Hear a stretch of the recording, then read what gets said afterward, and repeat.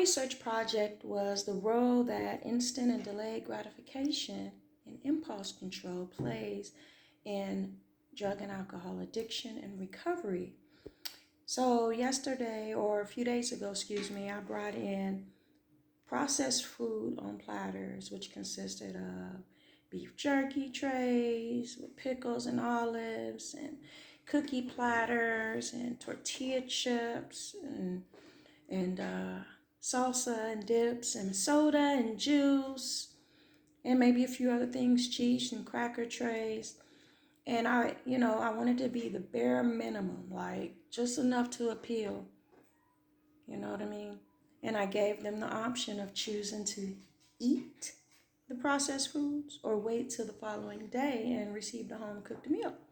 So I'm sitting here with one of my participants who chose to eat the first day processed foods.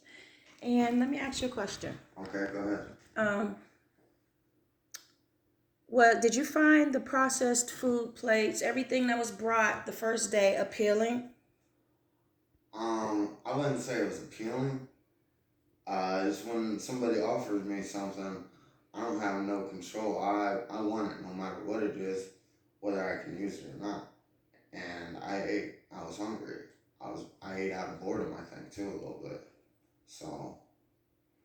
And you remember the day before the first experiment, I actually had you in here. I told you I was doing a class project, and I asked you if you liked snack foods, and you told me at that time that you really wasn't a big fan of snack foods. And I said, tell me a snack food that you just can't turn down. And what did you say? I said beef jerky. Okay. And if you also remember, you asked what kind of drinks I like too.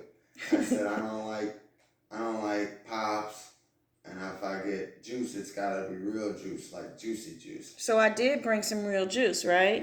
I did that intentionally. And you brought beef jerky. Oh man, so I cheated a little bit, huh? Yeah. I had to make it appealing. If you like beef jerky, what was the chances that somebody else in there wouldn't like it too? Yeah, because I would not have been able to think of beef jerky on my own. No, I don't think that was fair. Aww. I think that was a special request, so I had to perform. Matter of fact, I was gonna skip your group that day.